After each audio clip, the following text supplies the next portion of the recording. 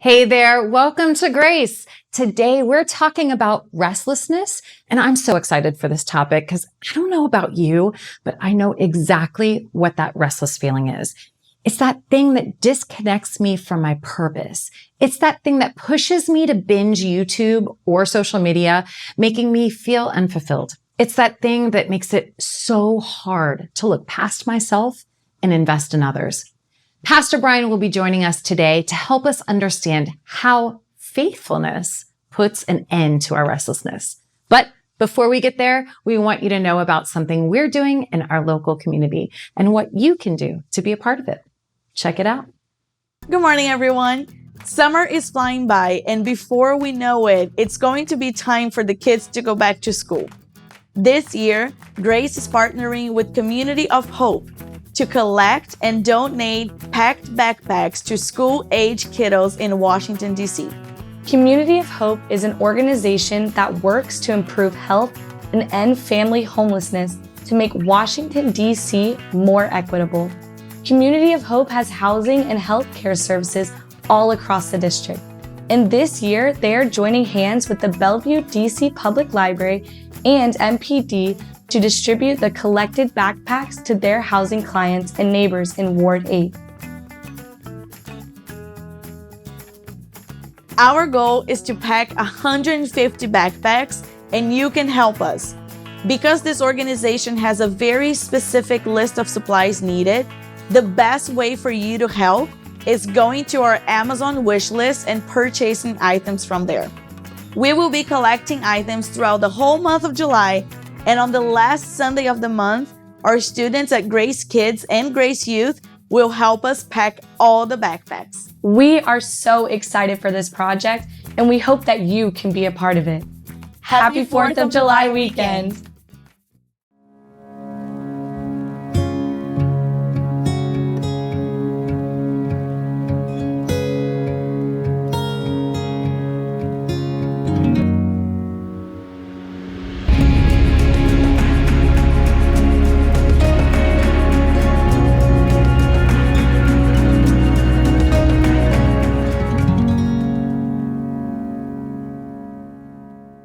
Have you ever been stuck in a cycle of restlessness? It's that maybe on your phone or your laptop, it's that moment where you're jumping from one tab to the next. Maybe you got 6 things open and you're bored and anxious all at the same time. You're bored and constantly searching for something else. You're discontent, or maybe you're just uncertain. The worst thing that I found you can do in those moments is go to Amazon. Amazon is a spiral of restlessness for me because you search and what happens? Thousands of options come up. Actually, Amazon has more than 353 million products that it sells. Can you imagine that? I don't know if you've been there or last time you were on Amazon. If you're anything like me, maybe it was yesterday, maybe it was this morning, but it seems like we're getting a package to our door at least once or twice a week. And what I've discovered is that I search on Amazon. I get thousands of options and I spend hours researching, comparing, reading reviews from millions of people I've never even met in my life. And I'll buy something. It'll come and I hold up this product and I'm looking at it, I'm like, is this really going to hold up? Is this good enough? Does it meet what I needed? And all of a sudden I've got that sense of discontent again. What do? I return it. And then I enter the process again. It's kind of this cycle of restlessness where nothing seems good. Where it seems like no matter what we're doing, we're searching and pulling for something else to kind of fill that time, fill our interest, grab our attention, or meet a need. What if we could end that sense of restlessness? Yeah, it's not just with products, but it's with people also. You've been in that type of relationship where all of a sudden you're just feeling restless and you start questioning, am I with the right person? Is this person engaging enough? Is this going to be my lifelong person? And you start looking. Restlessness is devastating. But what if we could find a way to overcome our restlessness? One thing that I've discovered for Amazon, at least, is it makes a world of difference when I go to Amazon with a brand in mind. When I'm loyal to a brand, when I know exactly what I'm looking for, when I'm faithful to something, I go to Amazon, I type that in, and all of a sudden, boom, there it is. 4 minutes later, it's at my door. It's amazing because there's no restlessness. There's no anxiety around the purchase. That's what we're talking today. How can we end our restlessness?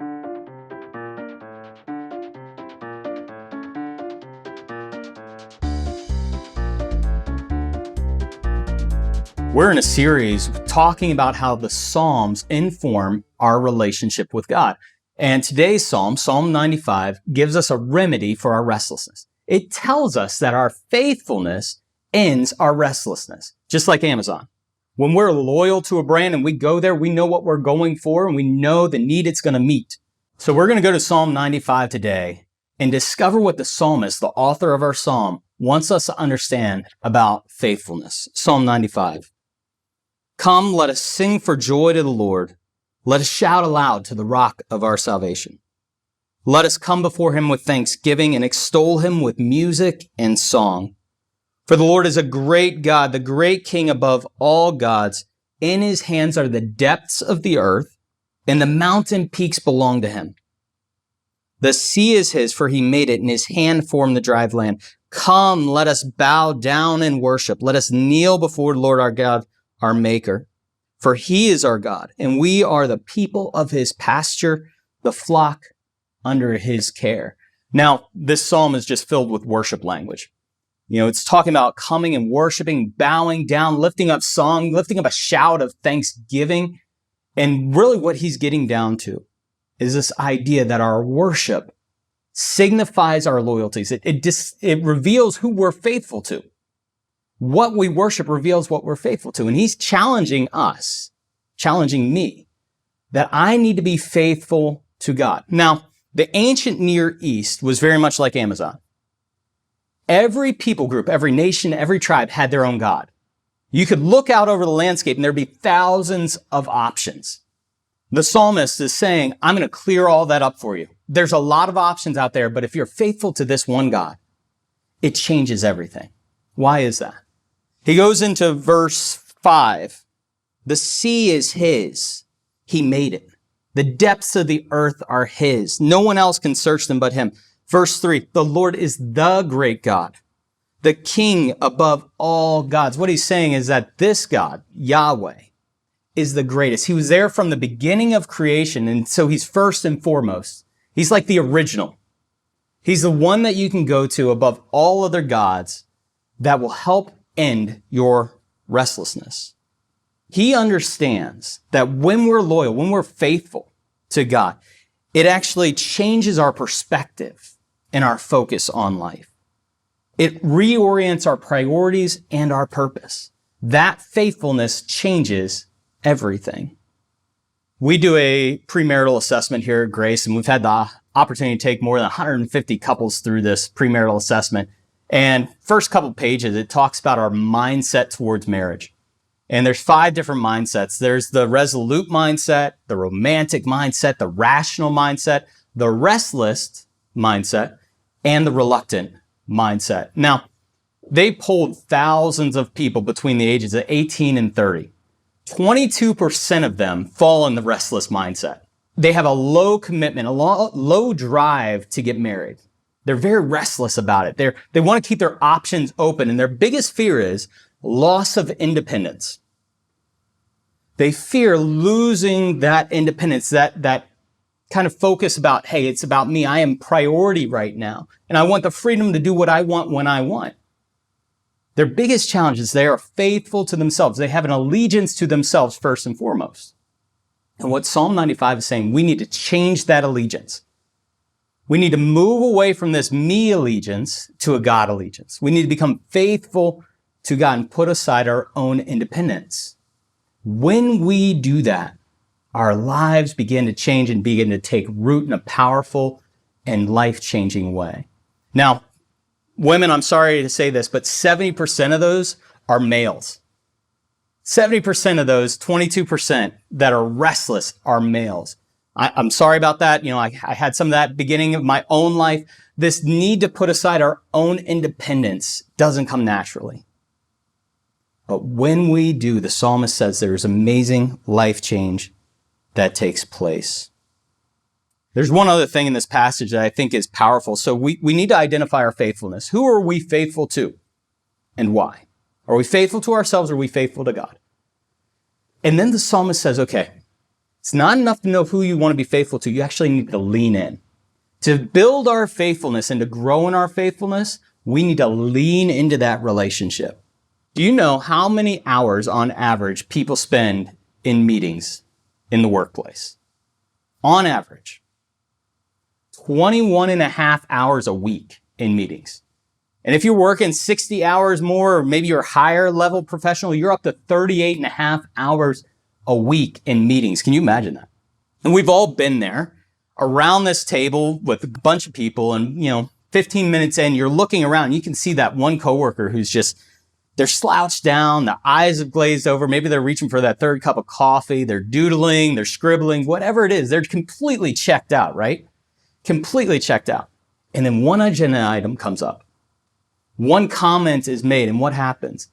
It grips their attention. They sit up straight, they lean in. Why?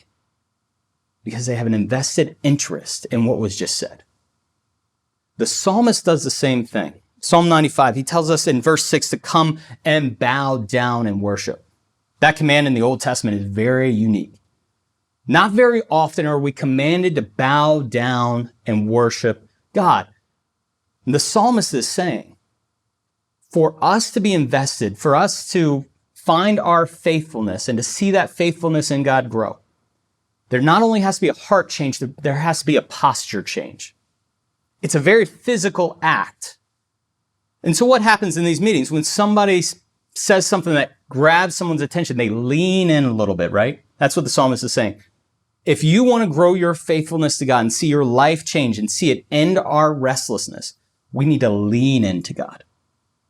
It's not enough to just know all the right answers and to think all the right things. We actually have to lean in. It's a posture shift. We have to be interested. We have to be intrigued by it. We have to dig into it. We have to invest ourselves in it. If faithfulness is ever going to end our restlessness, we have to lean in. Not just during the good times, but actually in some of the most challenging times of disappointment and frustration, is to lean in.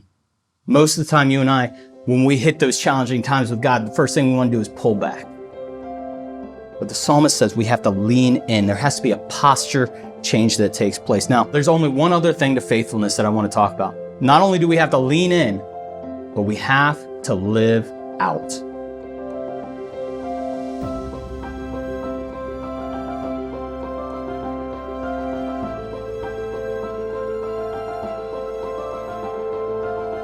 Leaning in reflects a mental and volitional change.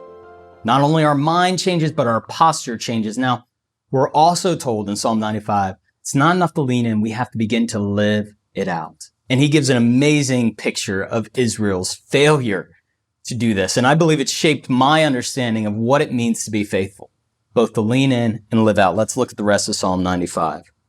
Today, if you hear his voice, do not harden your hearts as you did at Meribah, as you did at the day of Massah in the desert, where your fathers tested and tried me, though they had seen what I had done. For 40 years I was angry with that generation. I said, they are a people whose heart goes astray, and they have not known my ways. So I declared an oath in my anger, they shall never enter my rest. In this passage, it's challenging when you read it, this idea that Israel tested and tried and it angered God. And because of that, they weren't able to enter into God's rest. And we'll talk about the anger in just a moment. But I want to talk about how Israel lived this out. See, the psalmist is drawing on Israel's history. They had been in Egypt. They've been slaves in Egypt. And God does something amazing. He says, I'm going to be faithful to you. I'm going to deliver you. I'm going to overturn Egypt and overturn all the gods of Egypt. And I'm going to bring you out into a place of my rest. Trust me and follow me because I have an amazing plan for you. And what Israel does is they hit some challenging times in the wilderness. They're trying to follow God. They're trying to get to this place of rest, but they're refusing to hear God's voice, and they're testing him and they're trying him, and they're pushing the boundaries with God. The testing and trying that's described here at Meribah and Massah, they're two different incidences in the wilderness. It's not just testing to see if God is faithful. It's actually testing the boundaries to see how much they can get away with. They were pushing their luck, if you will. We were at a scouting trip, camp out about 3 or 4 weeks ago at Lake Fairfax. And I'm one of the scout leaders, and me and 2 other leaders decided to take this group of about 20 kids down to the water. They, elementary age, they're between kindergarten and 4th grade. And so we get down to the water and we lay out the rules. We say, okay, we're going to have a leader in the front, leader back, leader in the middle. We want all the kids to stay together. We don't want to lose any kids. We want everybody to stay on the path. And if there's something cool off the path, let us know. We'll take a side trip, we'll discover, we'll explore, whatever it is. But you got to let us know. You got to stay on the path. We laid it all out. And we had this one kid, maybe you know a kid like this, who chose not to hear all the instructions, or maybe they heard the instructions, but they chose to push the boundaries of those instructions. And so we're walking along Lake Fairfax, and there's a path that goes all the way around. We're making our way around. The water level's kind of low. And so this one 4th grader, pushing his luck, says, I'm going to jump off this path. And I'm going to go down to the water, and I'm going to throw something in it. And he steps out into a spot that looks fairly solid. It looks a little muddy, but it looks solid. Except it wasn't. He steps in, and before he knows it, he's knee-deep in muck. The water level had receded, and he just found a weak spot and was just knee-deep in mud. And all of a sudden, he loses his balance, falls backwards, and is kind of wallowing around in this mud. His arms are going everywhere, trying to pull himself out. And he has that moment. He's kind of laughing, but he's also kind of scared of the reaction. And he calls out for help. And being the good scout leader, a good Christian guy that I am, I just decided to keep walking. No, I'm just kidding. I was the closest one to him. So I start venturing down. I do what you'd see in the movies. I grab this long stick. I don't want to get muddy. This 4th grader made a bad decision. I don't want to suffer for his decision. So I get the long stick and I reach out and I start trying to pull. The stick doesn't do it. He's knee deep in mud. And so I get a little bit further out. I'm starting to get muddy at this point, and I just grab an arm and I just pull with everything in me. I really thought his arm was going to come off before he came out of the mud. He was stuck in there. We had to go back and fish out his 2 shoes. He was so stuck in the mud. We got the boy out. The shoes stayed in the mud. We finally got him out. We got the shoes out. It was not a pleasant way to start the camping trip. His parents were less than excited that he had made this decision to push the boundaries. That's what Israel's doing. They had heard the instructions. They had seen kind of the way that life should work, how following God should work. And they said, okay, I'm going to push the boundaries. And they found themselves stuck. Just like this 4th grader, stuck. I don't know about you, but I've been there, feeling stuck, feeling restless, bored, and anxious all at the same time. Wondering, okay, what can I do next? And I end up pushing the boundaries with God. Chose his own path. Israel chose their own path. And because of that, they did not enter into God's rest. Now, there's a line in here that God was angry with that generation. And the anger here is used throughout the Old Testament. And it talks a lot about this relationship that is broken. It's not just, I'm angry at you. It's actually realizing that somebody has done something to hurt the relationship, and that angers me. If you've ever been in a relationship where somebody was not faithful or did something harmful or abusive, there's an anger that rises up. There's hurt, there's pain. And actually, the word here can also be used in terms of grief. God was grieved. And because Israel chose their own path, they couldn't enter God's rest. Here's what happens oftentimes. When we don't hear God's voice, we don't live out God's best. And we don't enter God's rest. We just don't. We miss out on God's rest. Actually, one commentator translates these verses as they robbed themselves of God's rest. I do that all the time. I know what I should be doing, but I fail to live it out. And that's why faithfulness requires this leaning in and living out. It's both. It's not just a mental affirmation of kind of the key things of Christianity that changes our lives. It's actually that decision to live it out. When we're not faithfully leaning in and living out God's ways, we do not enter his rest. If we're not leaning in and living out, faithfulness never ends our restlessness. See, restlessness and faithfulness pull in two different directions. They're constantly pulling at us in two different directions. Restlessness causes us to pull away. Faithfulness causes us to lean in. Restlessness causes us to shut down. And faithfulness causes us to live out.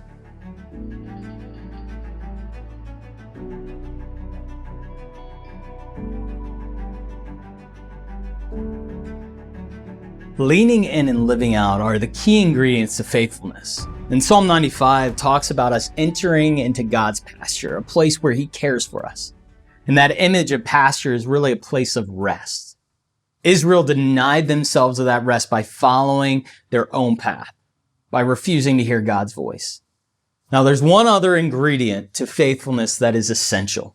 It's essential. See, Israel is called to enter into God's rest and to dwell there. It's not enough to just check it out, to stop in momentary and be like, oh, this is cool, and then move on.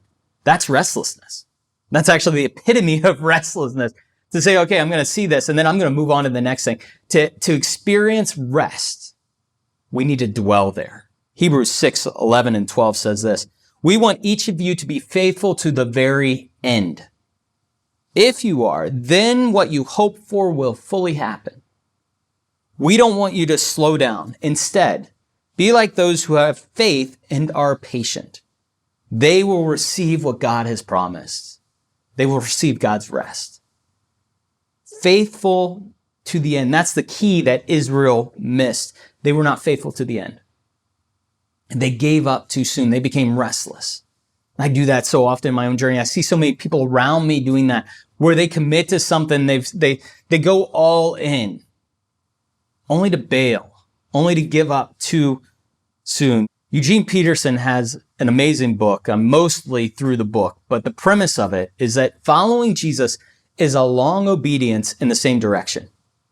It's a decision to walk His path for the duration of one's life. It's not enough to jump on and off the path occasionally. We'll never experience the end to our restlessness if we're not loyal or faithful to following Jesus, just like Amazon. There's too many other options out there that distract us and pull us in too many directions. But if we remain committed to long obedience in the same direction, committed to the duration of our life, that's when our relationship with God deepens. We know that. All healthy relationships require faithfulness. They require faithfulness. Actually, the depth of our relationship is contingent upon the depth of our faithfulness. You don't even experience the richness of the other person in a relationship until you're fully committed to them, leaning in to who they are and living out your love for them. Only when you do that does your life take on new shape and new meaning. It's the same with God. See, no one calls you faithful if you stick it out for a week. Like, nobody's like, oh man, he was so faithful to that marriage until week 2 when he just found another woman. Nobody does that. Nobody talks about faithfulness in those terms. Same with sports or a hobby or an educational interest. If you commit to it for a week, 2 weeks, 3 weeks, even 5 years, and then you just completely walk away, no one calls you faithful at the end of the day. It was a momentary interest. We know we are faithful when we are faithful to the very end. And our relationship with God will never be what it's meant to be. You will never end your restlessness until you're fully faithful to the end, through the ups and downs, through the challenges, through the frustrations. Again, the tendency is when we hit those times to pull back, to shut down.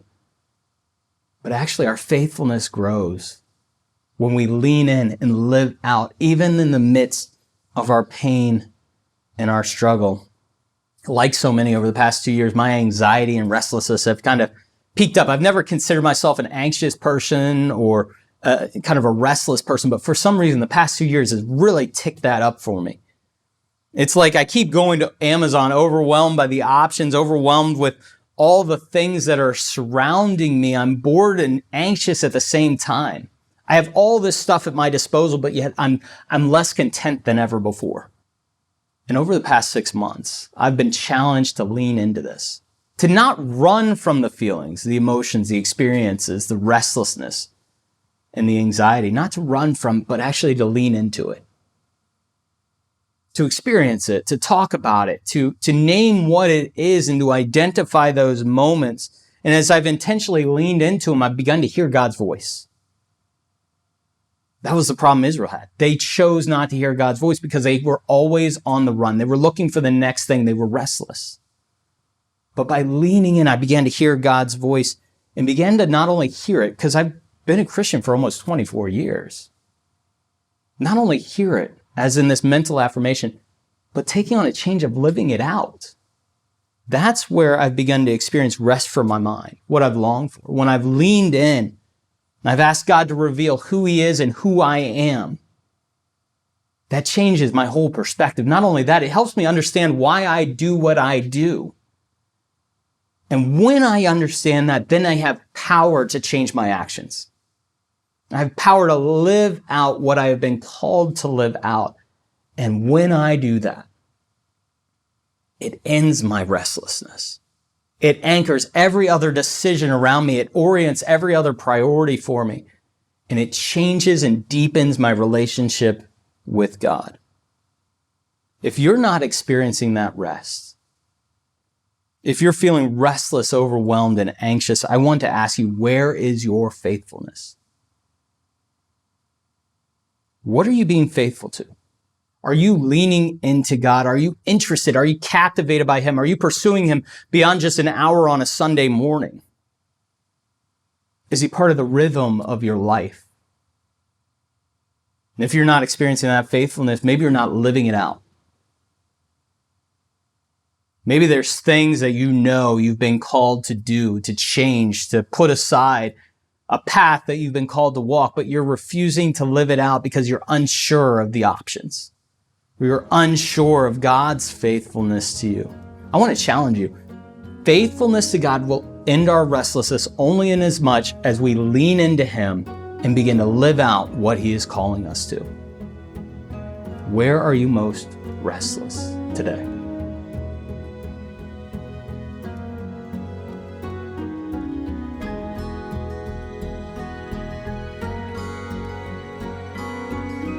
When Israel questioned God's faithfulness, they became restless. And that happens to so many of us. When we feel like life just isn't going the way that we wanted or planned, we become more restless. Where have you been restless? Well, today we're going to take communion. Because communion is an amazing picture of God's faithfulness.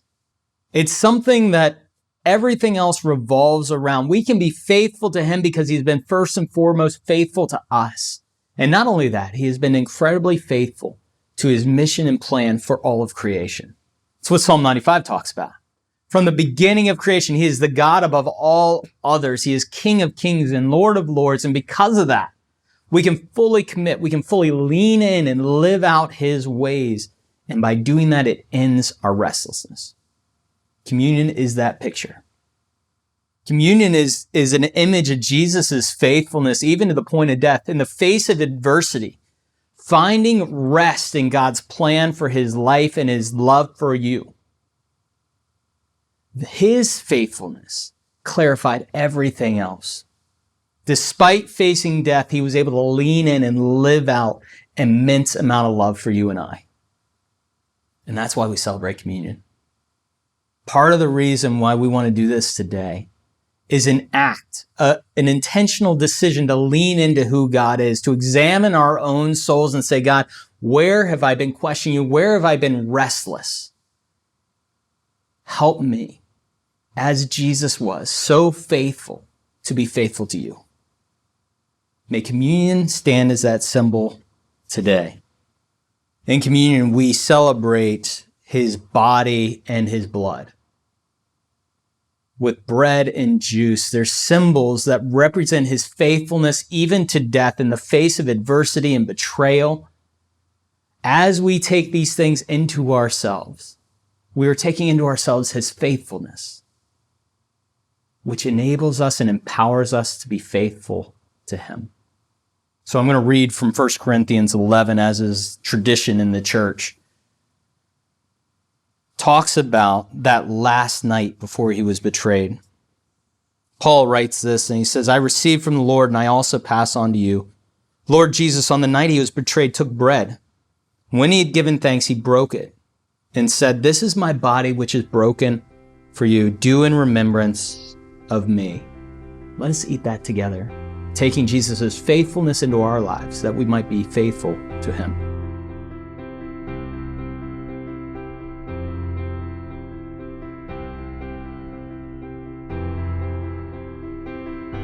In the same way, after the supper, he took the cup, saying, "This is the cup in the new covenant in my blood," the promise. That covenant is about his faithfulness to us, even to the point of death. He says, "Do this whenever you drink it in remembrance of me. Whenever you eat this bread and drink this cup, you proclaim the Lord's death, his faithfulness, until he comes." Let us drink together.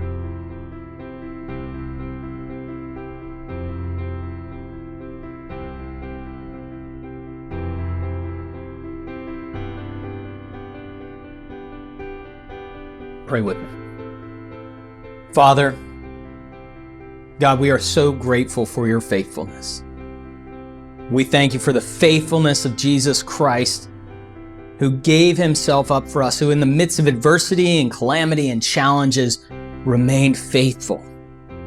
Help us, Lord, that we might be faithful to you, and that leaning in and living out your ways might end our restlessness. In Jesus' name we pray. Amen. Now the team's going to lead us in a song called Abundantly More, and there's a line in there that talks about leading us into God's rest. And I encourage you, as you listen to this song, make it your prayer that we might remember his abundant goodness to us and we might find our ultimate rest. There is healing in the power of the Lord Most High. There is courage in the shadow of his wings. There is peace unending over all my life. There is freedom that washes over me. I find all I need here in your presence, Lord. I open up my soul and you fill me up with all I need here in your presence, Lord, where blessings overflow. There's always abundantly more. Yes, there is, God. There is rest in the goodness of the Lord my God. There is treasure in the kindness of my King. There is comfort in the knowing your unfailing love. My provider, you set me free. So I find all I need here in your presence, Lord. I open up my soul and you fill me up with all I need here in your presence, Lord, where blessings overflow. There's always abundantly more.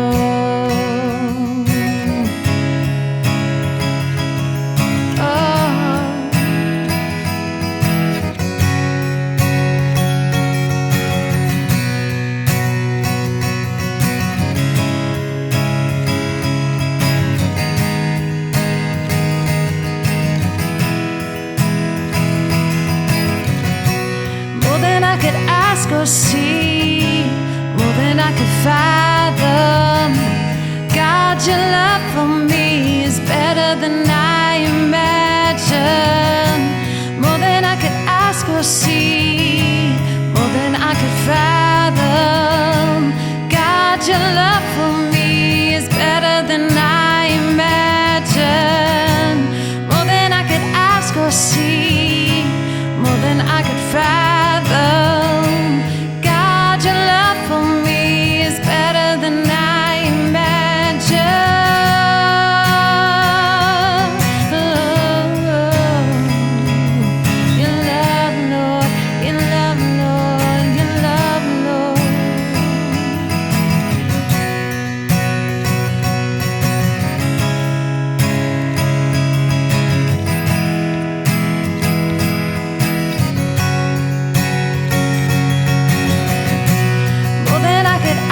or see, more than I could fathom.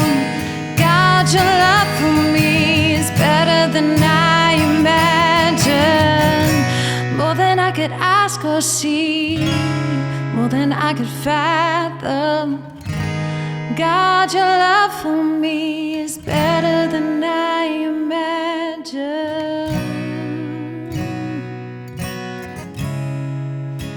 Better than I imagined.